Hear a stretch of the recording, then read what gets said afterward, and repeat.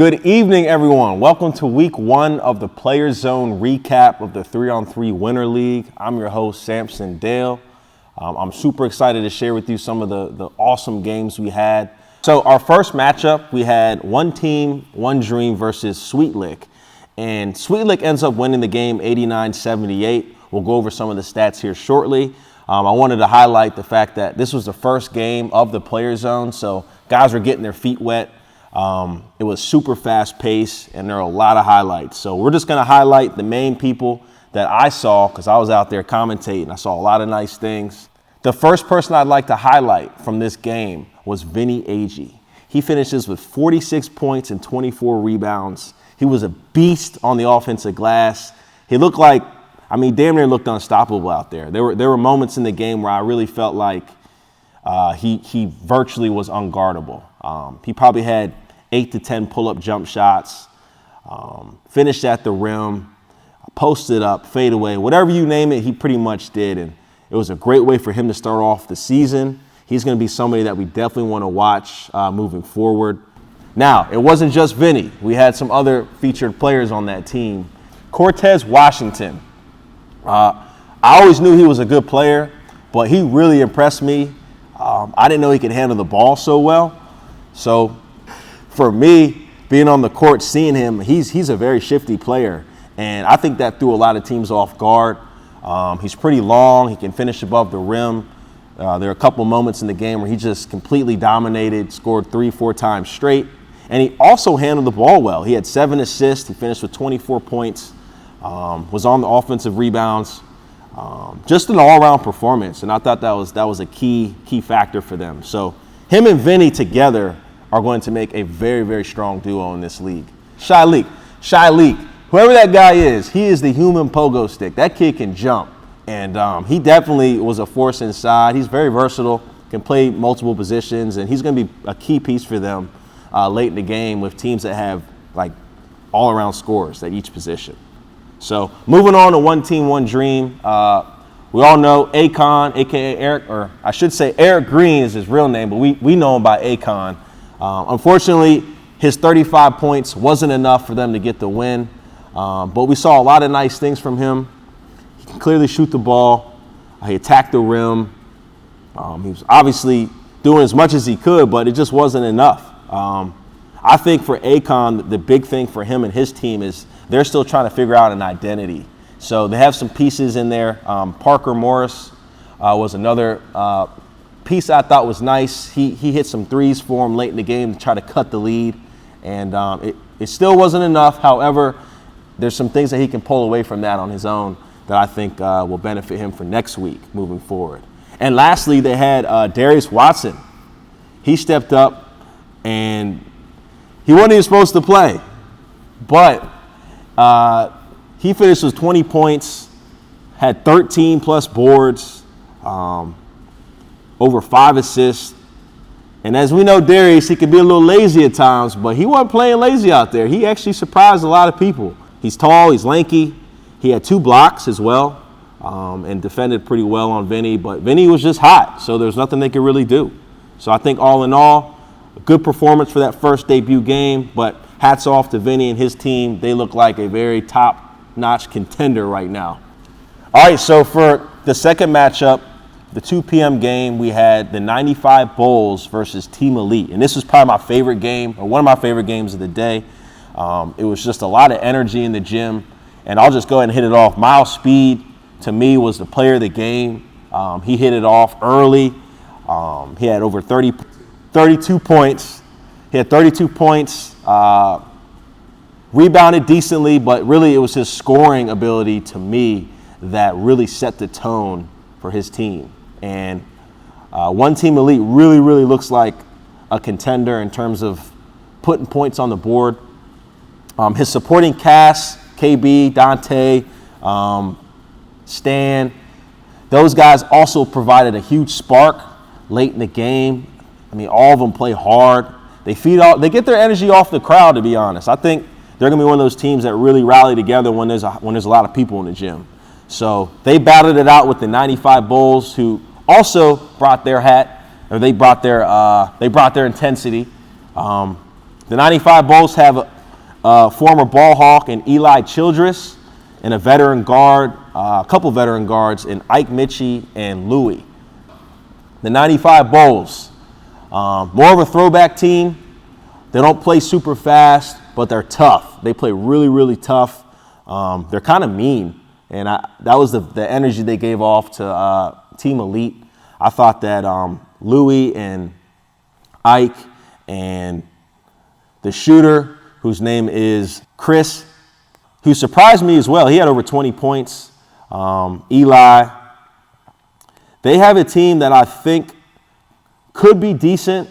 I don't know if they have the legs to play a whole 32-minute game because Team Elite kind of carried it over in the last bit of the second half. However, it was back and forth, which is why it was one of my favorite games.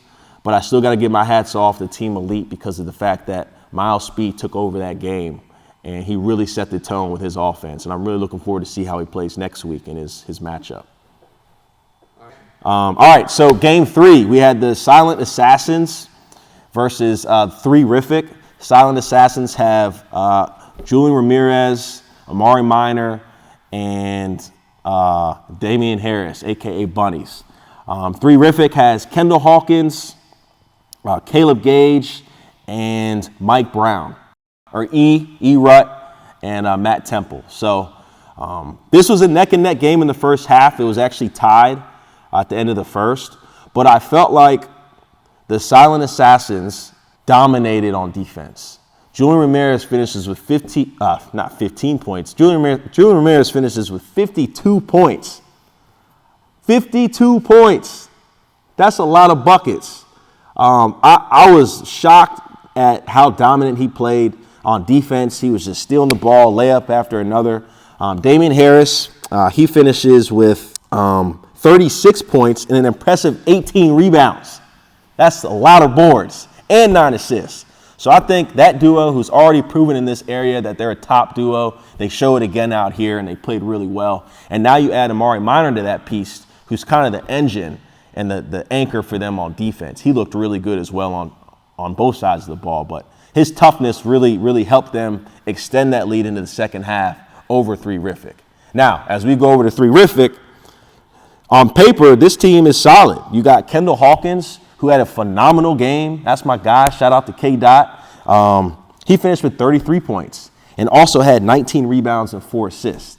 So, and most of his buckets were tough. I mean, he was hitting contested jumpers. He was posting up a little bit. Him and Caleb Gage had some good chemistry going on. And speaking of Caleb Gage, he had 20 points, 5 rebounds, 5 assists. And E-Rut and Matt Temple, they combined for 13 points, 7 assists, and 6 boards.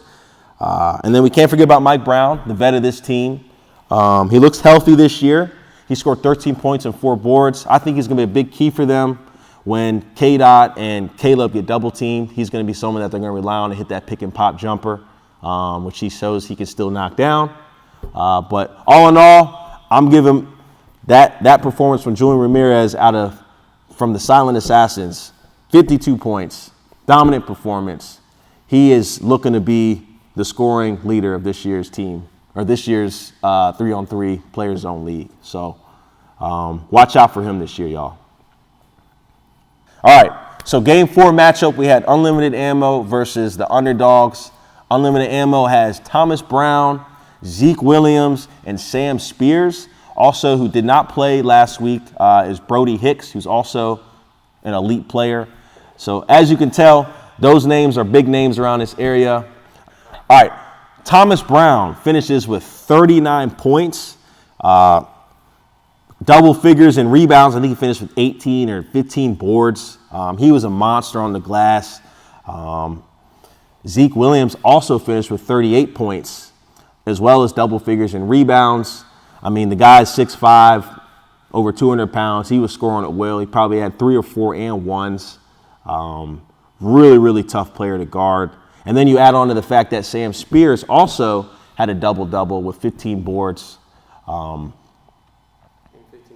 15 points. So if you think about that, you've got a complete team. He's 6'6". You've got an elite point guard. You've got an elite wing. And then you add in Brody, who wasn't there. They've got a really good team. So all in all, they put up 92 points to finish the game over the underdogs, who had 78. Now, as you talk about the underdogs, you know you got my guys on there. We got Franklin Lindsay, just graduated out of high school. Franklin Lindsay finishes with 30 points, 15 rebounds, doing what he does. I got to coach him for a couple years in AAU, so it was really cool to see him do the same stuff he does on the high school level against some grown men. And he played tough. Now you add in Christian Stewart, another high school graduate. Shout out to Chris, the high flyer. Didn't get any dunks, but he rebounded the ball well. He played point guard for him. He had about 7 or 8 assists on the game. Christian Stewart had 6 points, but as you know, Chris is a pretty laid-back guy. I expect more from him next week. I think he'll bring it. The underdogs were led by Q-Ball, a.k.a. Quentin Reniger, who finished with 25 points, shot the lights out. But it wasn't enough to keep the lead. They only put up 78 points. But I think they had some chemistry developing there. I mean, they're the youngest team in the league, so you can't expect too much from them. But I do believe that they had the fire to compete with the best teams. They just got to bring it every night. So all in all, solid performance, but Unlimited Ammo takes the win, 92-78. So that's what we saw from Game 4. Game 5, we had team Just Hoop versus No Plays Off. Just Hoop has an insane amount of rebound machines. Coach, who you guys know, Muscle Man, he had a dominant inside game, had 25-plus boards, 25-plus points. You have Reggie, a.k.a. the Lion, also dominated inside. And then you finish off with Leon and Mo. Leon and Mo really brought the energy. I thought that backcourt right there is elite. Especially on this small court, they heat up in a hurry. Mo had 10 three-pointers. Leon and Mo combined for over 60 points. 70 if you want us to be exact. I also thought that the rebounding for Just Hoop, they're probably going to set some records this year. They set the bar really high. They probably out-rebounded every team from Sunday by 20-plus rebounds. So they're going to be a team that I think you have to rebound against them or it's going to be a long night. I believe that Just Hoop has just enough pieces to be in a championship game if they want, but they'll have to bring that consistency each week. So I'll be curious to see their matchup for next week. And shout out to Just Hoop, man. They brought that energy. That was the most hyped game of the day by far. Okay, No Plays Off. Interesting team. Okay, you got Coop, you got Kofi, you got Marcus Wilson, you got Kyrie coming in next week.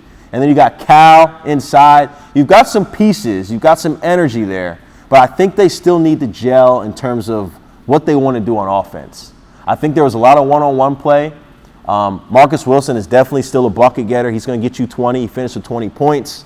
Kofi, the point guard / inside guy, he's going to really need to facilitate for them, but also pick and choose when he needs to be aggressive. But he also had 20-plus points. Made some really tough shots, can still shoot the ball. I think Calvin's just going to have to set some big screens and knock some heads off and bring that toughness. And Coop, on the other hand, is another guy that I think is just going to have to get buckets for them. They need someone that's just going to get buckets. That's where Kyrie will come in and help, but Kyrie's still going to need help because at the end of the day, you know Kyrie's going to go right. So you got to make sure you have a game plan around that. But they have the pieces. They just need a couple more weeks to gel. The difference maker of this game was the rebounding. Just Hoop wins 107. They scored 107 points. And correct me if I'm wrong, No Plays Off only had 68 points. So that's telling me that if you don't rebound against No Plays Off, if you don't rebound against Just Hoop, you're going to get your ass kicked. And that's just a fact. So hats off to them. I mean, 107 points is big time. They get up buckets. They're going to talk their trash. Reg brings the toughness inside. Coach going to bang. They got a great team. All right, so we're going to move into the power rankings. And at the bottom, we have, at the number 10 spot, One Team, One Dream. And I know this team was put together last minute. So the pieces are there, but we just got to see who's going to stay and what's going to develop. I do think having Darius Watson was a big highlight for them. If he can stick around for the whole season, he'll definitely provide some offense. Once again, he finished with 20 points, 13 boards. You can't really replace that. Akon, he started the game off with the team's first 12 points. So that kind of shows the leadership that he needs to bring for this team in order to get out of that hole. And also Will Donnelly. I thought he played well on the defensive end. He had 4 steals, handled the ball well, got to the rim, was pretty steady at the point guard position. So I think this team just needs to find its rhythm. And they face off against the young underdog squad next week. So that's a good opportunity for them. That's a good opportunity for them to compete against one of the younger teams in the league and show some of that experience that they might have. Number 9, the 95 Bulls. So, like I said before, this is like a throwback team. They play basketball the right way, minus the flopping. There's a little controversial there issue with the first game. There's some flopping going on, but they do play good basketball. And I think that's what's going to keep them in good, close games, is that they do know how to play. They did lose a tough one to Team Elite, but I would say they won the physicality war. They were tougher on the ball, they rebounded, and they definitely going to F you up. So you better be ready. I would say lastly about them is they have this sort of controlled chaos. So when they want to go into go mode, they will full court press you and try to create turnovers to get easy offense. Eli Childress is definitely the feature of that, and he's the X factor for that team. When they need stops, he's going to be the guy that they rely on. So keep an eye out for Eli. You got Louis also providing some of that veteran presence, and him and Ike play well off each other. And then you just add in the last guy who I just learned about, Chris Tyler. He's got a smooth feel for the game, hit some tough jump shots. So they got a well-rounded team. I think they can get out of that 9th seed if they just stick together. All right, so number 8, we have no plays off.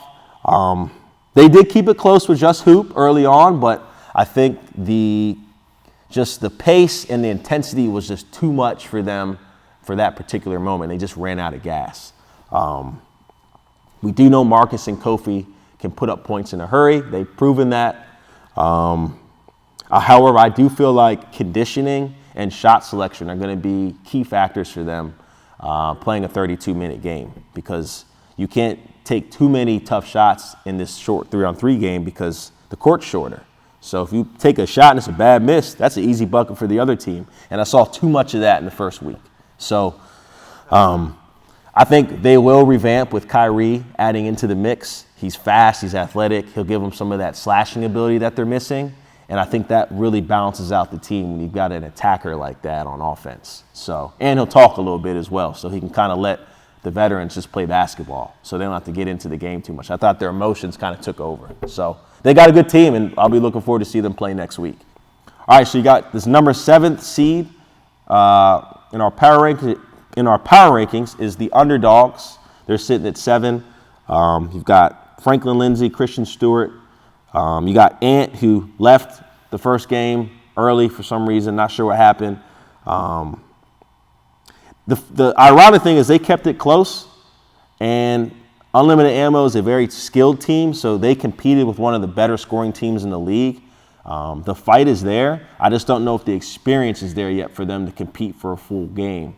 And also just toughness. They're going to have to really defend and rebound, and the bigger teams are going to take advantage of their lack of size because they don't have a lot of height on that team. So I think they're really going to have to score on offense and score a lot in order to win games. So I do believe at some point, though, in the season, they will start to catch a groove. It's just going to take a little time, but watch out for them. They got some bucket getters. Okay, so we got 3 Riffics sitting at number 6. Very well-rounded team. You have Kendall Hawkins at the wing spot, Caleb Gage at the guard, Mike Brown at the forward/center position. You got Matt Temple. You've got E. It's a good team. And I think if they can just find a way to get their chemistry down, then and durability. I think Caleb got hurt in that first game a little bit, so they're really going to have to just reframe how they want to win games because they've got the ability to do so. I mean, Kendall had over 30 points. Caleb had over 20. The bench players filled their roles. You know, they combine for E and Matt combined for 13 points, 7 assists, 6 rebounds. They could do a little bit of everything. So I think that in order for them to be number one, is they just have to know how they want to play. And they've got the pieces at every position. So it's really up to them. If they want to dominate a game, they can. So also just handling pressure. That's another thing, too. Just handling the ball and making good decisions on offense. So they got a great team, though. All right, so at number 5, we have Sweet Lick. It was the Vinny Agee and Cortez Washington show. I mean, if you were there, you just know how dominant the game was for Vinny. I mean, if you have 46 points, there's not a lot to say. I mean, like, geez, man, how many points you trying to score out there? Shalik Washington and Cortez also had a strong offensive performance. They're both sort of they added dimension that the team doesn't really have, just with rebounding ability at a different position. They've got some playmaking there. Obviously, this being TA's team, they're going to talk, so teams have to be ready to handle that. So them sitting at the 5 seed's a good seed for them. I think they can move up if they play consistent. And I think the duo of the Vinny Agee and Cortez show, that's something to be highlighted all season because those two are a lot of fun to watch. So they just got to stay consistent. They got the pieces. All right, so Team Elite, they're sitting at the 4th seed, which is a pretty big spot. I mean, you're basically in the top 4. This team was led by Miles Speed. Big-time performance for him, 30-plus points. Was an X factor for them. Really made an impact on both ends, but he just took over. And you could just see it on his face. He wanted to win that game. And his supporting cast of a couple athletes, you've got KB, you've got Dante. So overall, Team Elite plays with a lot of passion. They've got a lot of talent on this team and a lot of scoring. They can just straight up score. So if you let this team catch a groove early and get hot, then they're going to put that ball in the basket. And you best believe they're going to let you know about it. So Zach Hall also had an all-around performance. He damn near had a triple-double. So the versatility of this team is really dynamic, and I think that's what's going to keep them at a high level because they have so many different pieces to use and utilize that they'll be dangerous all season. So keep an eye out for them as well. All right, so number 3 seed, we got Just Hoop, which is definitely one of my favorite teams. You've got Reg, you got Coach, you got Mo, you got Leon. That crew right there, to me, showed a lot of dominance. They can rebound, they can shoot, they can get buckets, and they're going to talk. So this is a small gym. This is a small court. It's a lot of trading back and forth, and that favors their style of play. They like that. They want to get up and down. They want to rebound. They want to bang in the post. So if you let that team rebound and dominate the inside game, they will win the game. I am very confident in that team's ability to rebound, and they showed that. They had over 60 rebounds in a 32-minute game. Over 60 rebounds. So you better put a body on them. So just watch out for them. They're physical and they're tough. And that's what's going to make them a top dog this year.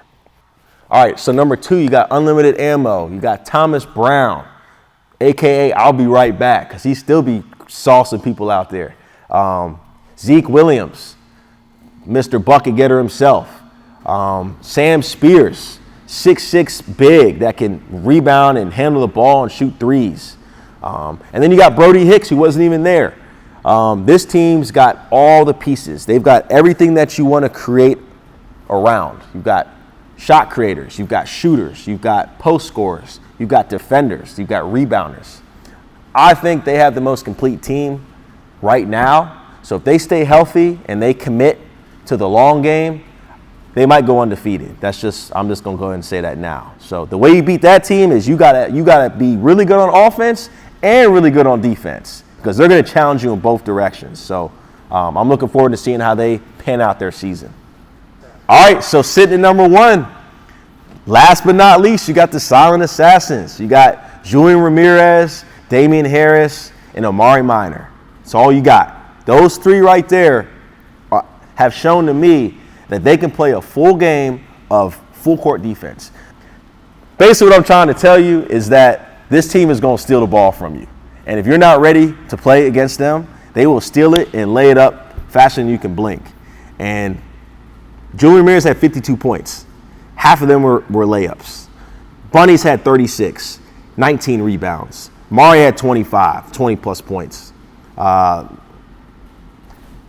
They're just a dominant team. And I think the biggest thing for them to keep that 1 seed is if they can rebound and make layups. If they can rebound and make layups, I think they'll stay in that seed. I don't always think you can rely on the three-pointer here just because it's hard to get it off sometimes. But if they can finish at the rim and create fouls and slow the game down and press and speed you up, that favors them heavily. So those are some of the strengths that they featured. And, yeah, that's what you got. That's the power rankings. So this is week 1. It'll only get better. This is the first week. So for week 2, game 1, we have One Team, One Dream versus the Underdogs. It's going to be a very up-tempo style game with a lot of scoring. I want to see who plays defense. So make sure you bring, be ready to see some good basketball. All right, so game 2 of week 2, we got 95 Bulls versus no plays off. This should definitely be a physical game and probably a little trash talking. So we'll see who wins. I don't know. I don't know who's going to win that one. It's going to be a little feisty. So I'm excited. All right, so we got game 3. We have Threerific versus Team Elite. One of the matchups that I'm really looking forward to is seeing Kendall Hawkins versus Miles Speed. I want to see those two go at it. Now, obviously, Caleb, I know, is always bringing his A game, but for some reason, I just think that the K-Dot Miles matchup is something that we're going to really, really enjoy watching. So, I don't know who's going to win. We're going to see. Game 4, we have Sweet Lick versus Unlimited Ammo. This game right here, you cannot miss. You got probably some of the best scorers in this area going toe-to-toe. You got Vinny, you got Zeke, you got Thomas, you got Cortez. You got a lot of people that just like to put the ball in the basket, but then also lock up their man on the other end. So you're going to see some testy. You're going to see a lot that game. So I can't wait to see how that plays out. All right, so for the last game, the main event, you have Just Hoop versus the Silent Assassins. Now, these are basically like two opposites going at each other. You got Silent Assassins, which are a much smaller team, more compact. They want to play a full court game, speed it up, whereas Just Hoop wants to play a physical power game. So you got the finesse versus power. I don't know who's going to win. I guess we have to wait and find out. All right, y'all, so let's get into our weekly top 10. So welcome to our top 10 plays from week 1 at the Players Zone. At number 10, we have Cortez to Shyleek with the slam, easy 2 points. And at number 9, Marcus Wilson here gets the ball in the mid post, takes a couple jab steps, hits the fade away. He had 20 plus on the day. At number 8, we have Kofi with the knockdown transition 3. Then the hustle play to get the steal and hit the fadeaway, falling out of bounds. Tough shot. He also had 20 plus on the night. And at number 7, we have Julian Ramirez with the steal. Quick hands there with the easy layup. He had 50 points on the night. And at number 6, we had Thomas Brown with a vicious crossover step back into a 3. At number 5, we have Kendall Hawkins bringing the ball down. He says, hey, why not? Pulls up from 3, bucket good. He had 30 plus on the day himself. And at number 4, we have Zeke Williams with the tough take. Oh, my goodness, look at the sauce on that layup. At number 3, we have Vinny here, backing his man down in the mid-post with the contested fadeaway. Very Kobe Bryant-like. R.I.P. to Kobe the Great. Tough bucket for Vinny. At number 2, we have Thomas Brown. Mr. I'll be right back. Dance a little bit with the crossover. Up and under. Boom. Easy bucket. 2 points. And at number 1, we have the man himself, Miles Speed, coming down, tosses it out with the inside-out cross, almost makes the man fall over. Easy bucket. He had 30-plus on the day as well. Let's watch that again. Oh, my goodness. Just too cold, Miles. Why'd you do him like that? All right, y'all. So make sure y'all tune in next week. Week 2, we got all the matchups lined up for you. You can just watch them either in person here at the Player Zone or live stream. We've got Facebook, Twitter, Instagram, whatever you can follow. The games will be on there live. Make sure you tune in and support. We love y'all. Be easy. Stay blessed.